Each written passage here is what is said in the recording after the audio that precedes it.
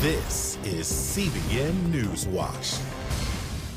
We begin with good morning and thanks for joining us for CBN NewsWatch. I'm Heather Sells.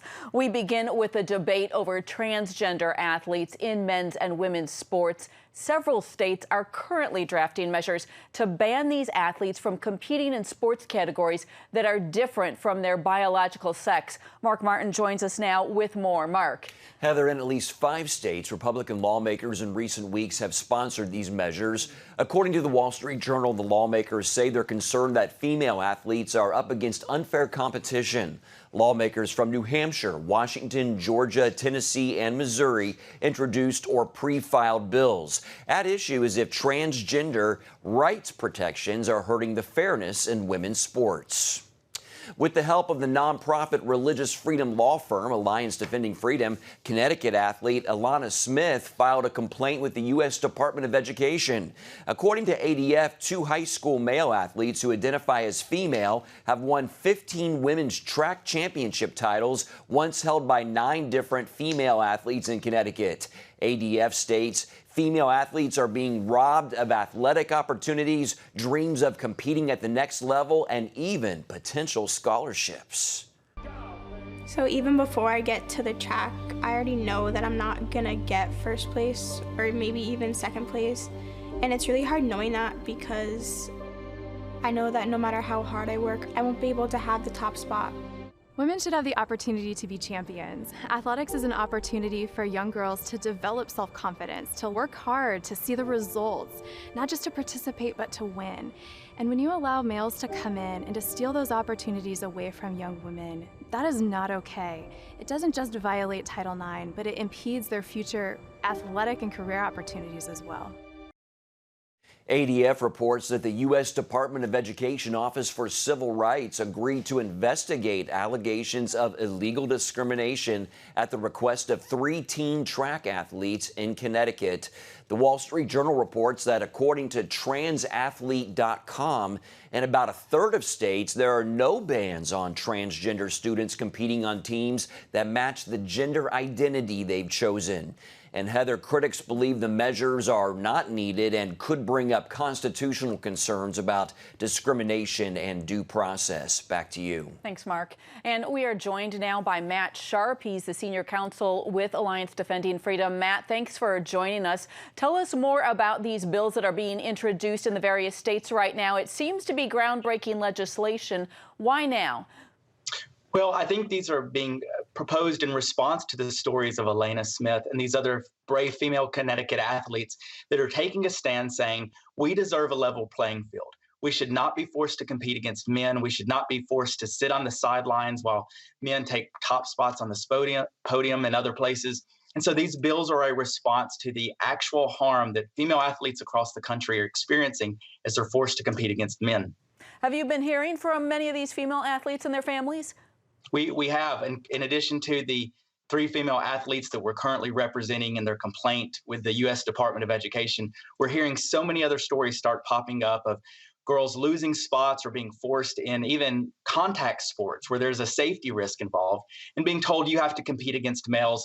Don't make a fuss about it. Don't make a scene. But these girls fought for this. They've honed their bodies. They've given so much time and energy. And all they're saying is, we don't want to be forced to compete against guys. We want a level, fair playing field. The transgender issue is so very polarized in our country right now. How can you appeal to both sides of the aisle on this legislation?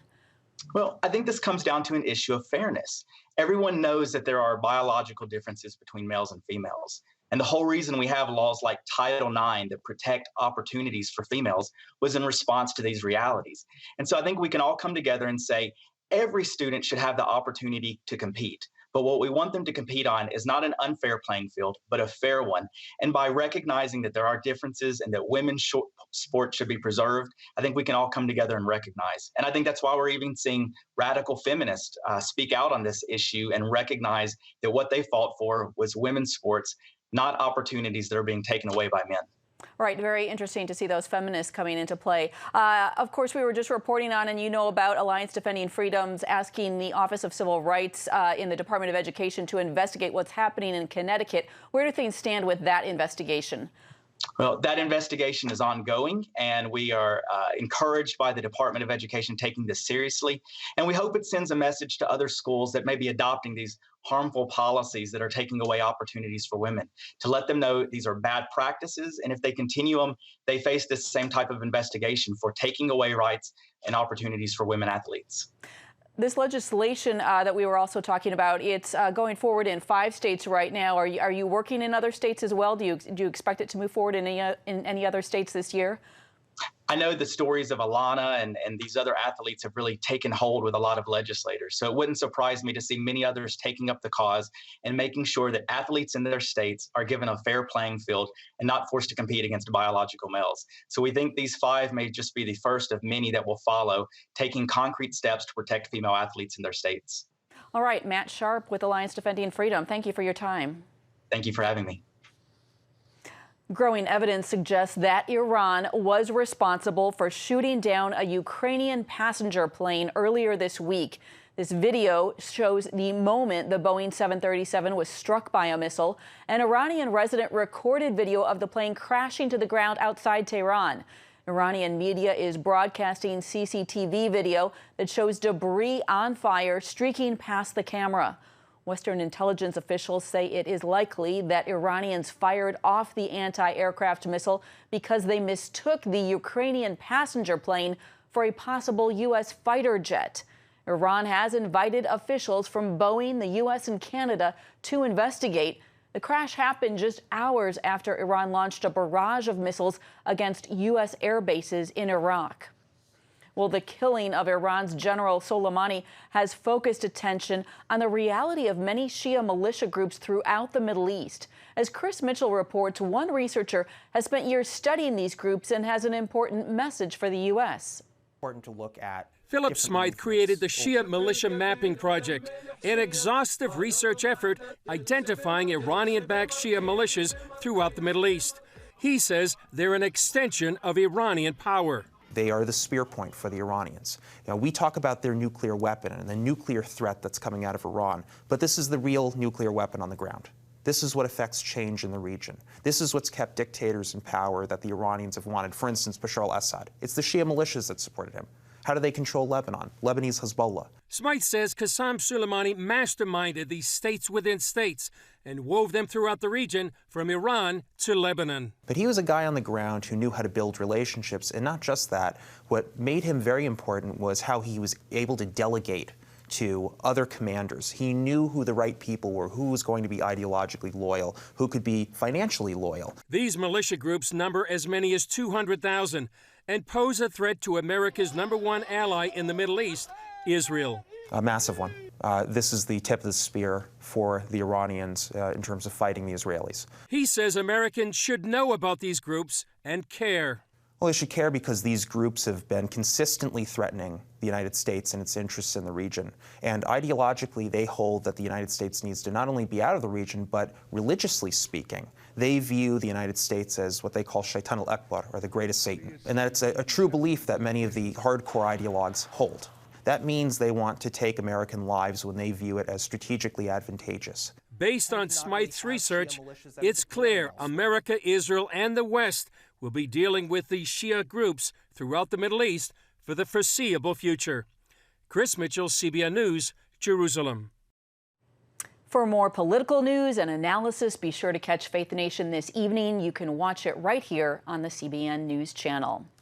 Well, the Iowa caucuses are less than a month away, which means the 2020 presidential contest is about to begin. But how important is Iowa this year? A piece in Politico this week suggests that it matters less, citing fewer candidate days on the ground this year. We're joined now by someone on the ground. Shane Vanderhart is the editor-in-chief of Caffeinated Thoughts, a conservative Christian news and culture website based in Iowa. Shane, thank you so much for joining us. Hey, thanks for having me, Heather. I want to ask you about that Politico piece, but first off, we have seen Iran dominate the headlines this week. Is that something that Iowans are following closely and something that you think the candidates are talking about on the ground or will be talking about in the coming weeks? Oh, certainly, especially when we're anticipating, what's going to happen moving forward after the initial back and forth between the United States targeting General Soleimani, and then the missile attack that Iran launched. So we've been talking about this. I don't think it's going to make that much of a difference when it comes to the Iowa caucus, because I think the Democratic candidates are saying much of the same thing, attacking President Trump on launching this attack without notifying Congress. Republicans are pretty supportive of President Trump here in Iowa, I believe, even though I think while they were supportive of this particular targeting of General Soleimani, we don't necessarily want to see an all-out ground war either. So it's just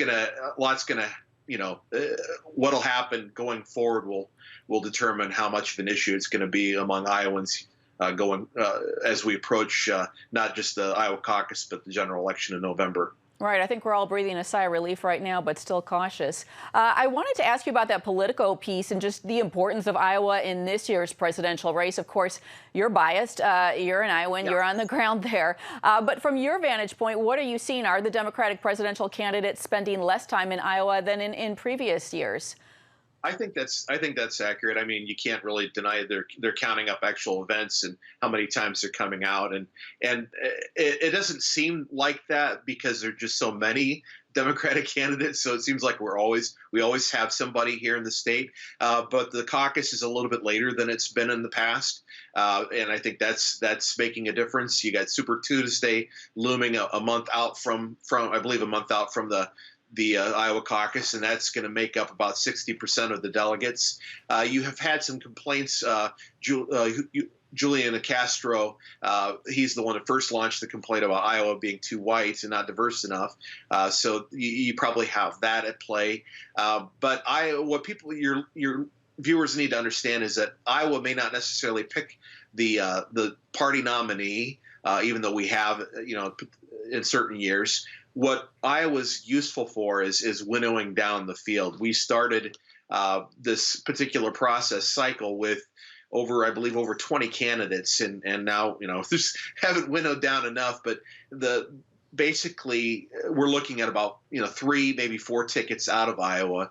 You generally don't see anybody that places 5th or lower do well moving forward. You're saying that Iowa does the heavy lifting, in essence. I want to ask you something about your predictions for this political year. You're predicting that Pete Buttigieg will win the Iowa caucus in a close race that will also see Amy Klobuchar break into the top 4. Tell us what your thinking is on that.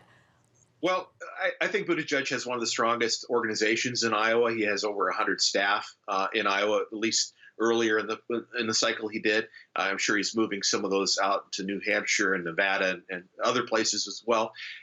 He's attracted a lot of attention. He's had several events with over 1,000 people in places like Indianola and Decorah, not major cities. And then with polling, you've seen him at the top, even though right now we got a close 3-way race. The last poll, actually, CBS YouGov had the Iowa caucus at a 3-way tie, 23% between Buttigieg, Bernie Sanders, and Joe Biden. So I think it's still, I would say, as far as organization, I think it tips towards Buttigieg at this point. I wouldn't be surprised if Biden snuck in. I think Sanders, I believe Sanders has a cap in Iowa. I haven't seen him raise much further beyond the 23% he's polling at. So, I wouldn't be surprised to see Amy Klobuchar. She's got an all-in strategy in Iowa. Iowa or bust. If she doesn't at least hit the top 4, she's done. So with her rise, and I think Elizabeth Warren declining a little bit, I wouldn't be surprised to see her trade places with Elizabeth Warren and come out of Iowa in 4th place at least. All right, a lot to watch in the Democratic field, and we've just got a couple seconds here, but just briefly, you think that Iowa will vote to reelect the president. Why is he so popular in Iowa, in your view? Well, I think Iowans see that he's kept his promises, and that's big. I think the economy's doing well. We see a low unemployment rate as well, and you rarely see Iowa not back an incumbent president when the economy is doing well. So I'd be very surprised. And then Iowa's also, I think, trending red too. We're still considered a swing state, but the last few elections they've tilted towards Republicans. So I would be shocked if we suddenly had a flip. All right, Shane Vanderhart with Caffeinated Thoughts, thanks so much for your time. You're very welcome. And do stay with us. There's much more ahead of CBN News Watch.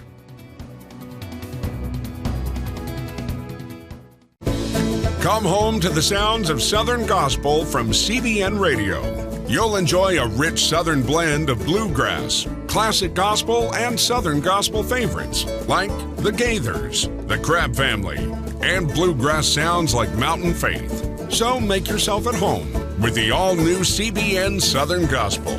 Now available at cbnradio.com.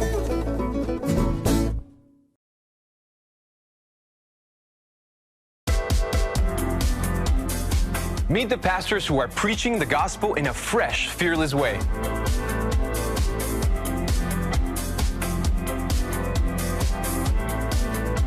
I'm Roberto Torres-Cedillo. Join me each week for Next Gen Voices.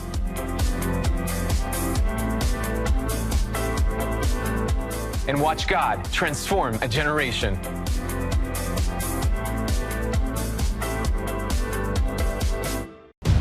Prophecy thousands of years old.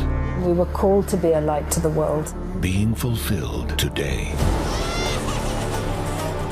Discover how. Get to life. Call 1-800-700-7000. We consider it our duty to reach out and help others around the world. For a gift of $10 or more, you can own the acclaimed CBN documentary To Life. Just call 1-800-700-7000 or log on to cbn.com.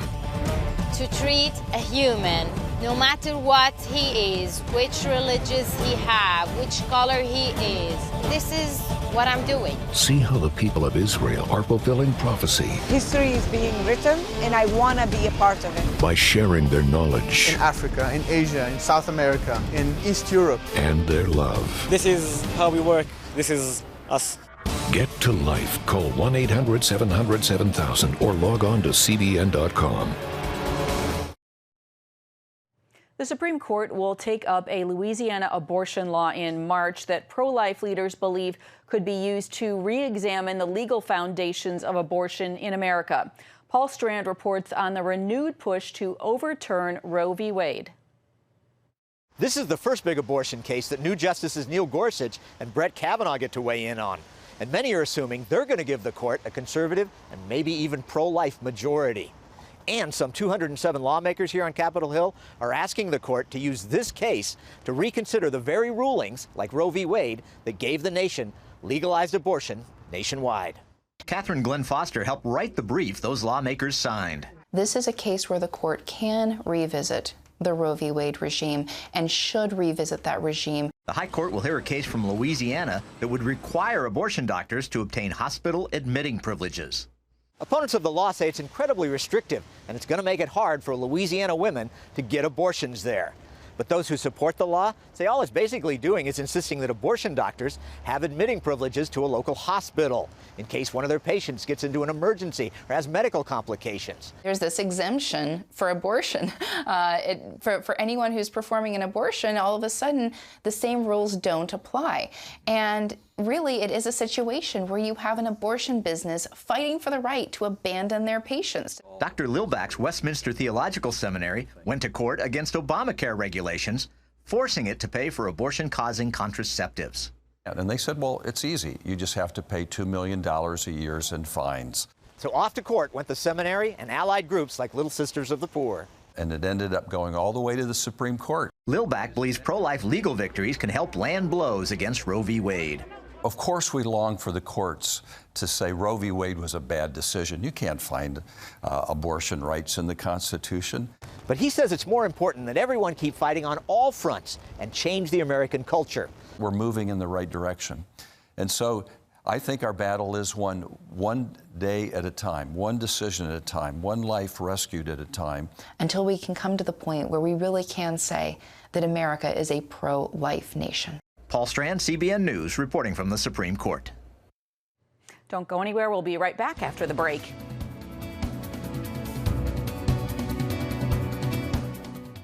Too often, we carry baggage from our past.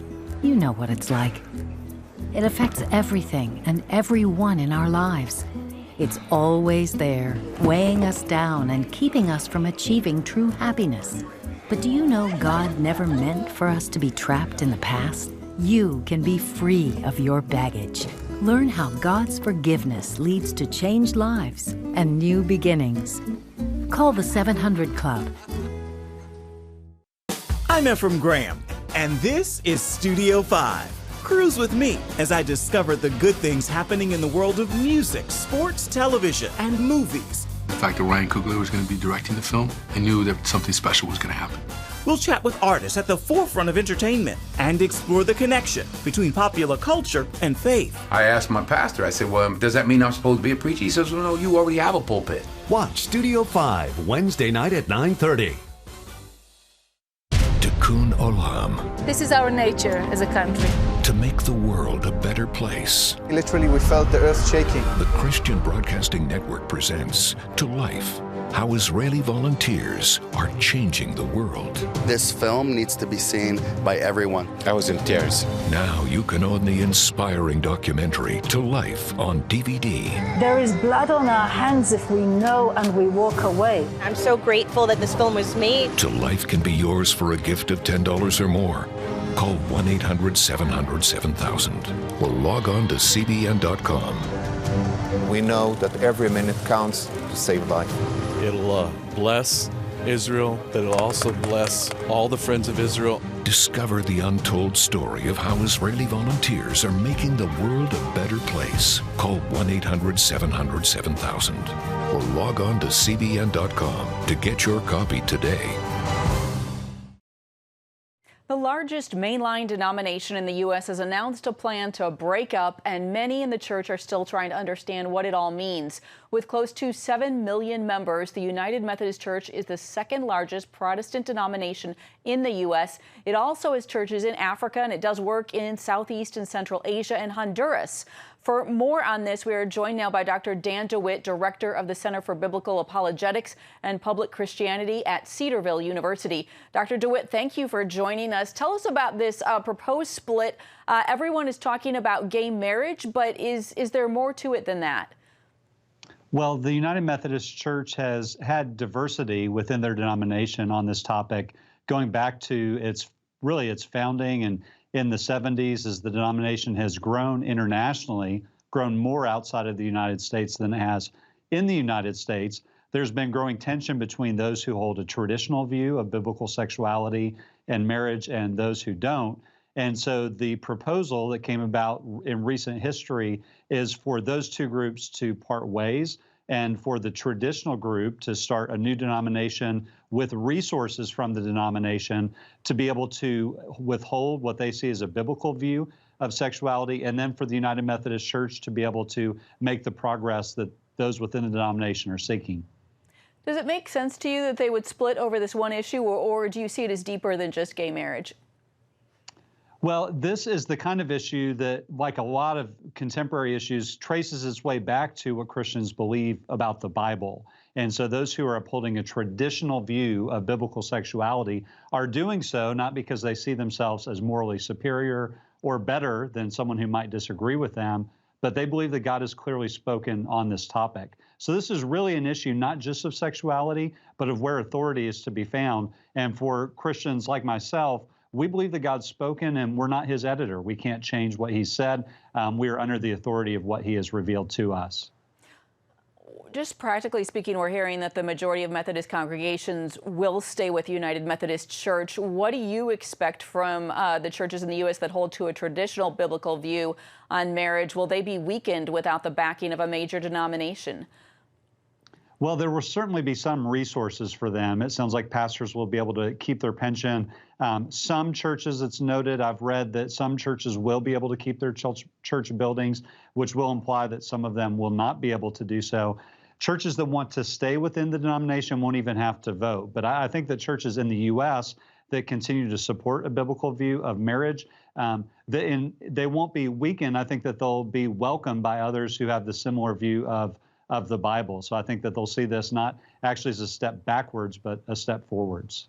Ed Stetzer has noted that the Methodist Church now joins 6 other main American Protestant denominations in what he calls a unity of progressive religion. Do you see this Methodist split as a historic moment in terms of mainline Protestantism really taking a turn for the left and separating itself from evangelicals?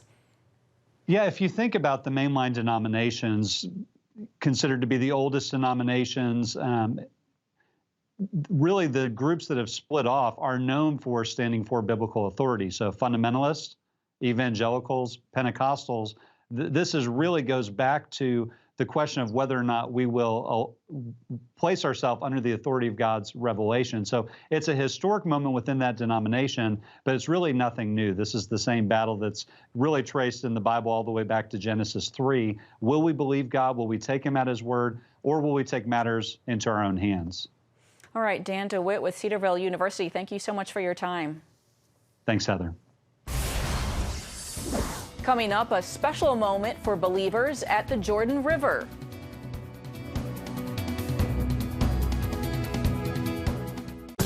It's the new Superbook Bible app. It's packed with games, activities, and Superbook episodes that you can watch for free. Oh, no! There's trivia, a fun daily devotional, and answers to your Bible questions. Plus, an easy-to-understand Bible the whole family will enjoy. You can even create your own Superbook character. Ta-da! It's the new Superbook Bible app. Free downloads on iTunes, Google Play, and Amazon.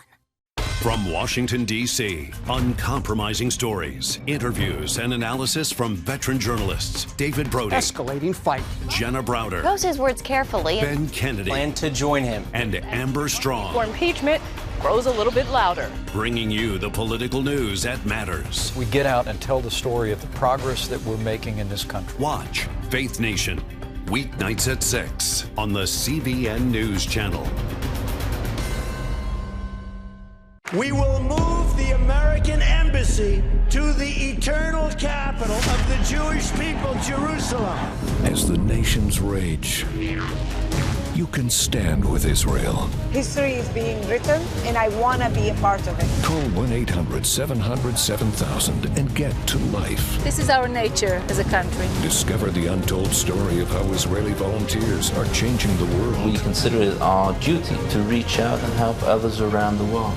For a gift of $10 or more, you can own the acclaimed CBN documentary To Life. To treat a human, no matter what he is, which religious he has, which color he is, this is what I'm doing. Support Israel in their time of need. Get to Life, now available on DVD. Call 1-800-700-7000 or log on to cbn.com. And I wish that other people throughout the world could see this side of Israel. Today in Israel, Catholics gathered near the east bank of the Jordan River to celebrate the baptism of Jesus. More than 2,000 pilgrims took part in events at El Magdas, the site where John the Baptist baptized Jesus. Priests blessed the people with water from the Jordan, and the parishioners prayed and sang together. The spot is close to where the River Jordan flows into the Dead Sea and is considered by many to be the third most important Christian site. And that is it for this edition of CBN NewsWatch. Remember that you can find more of our news programs on the CBN News Channel anytime or online with CBN News. We hope you'll join us next time. Have a great day.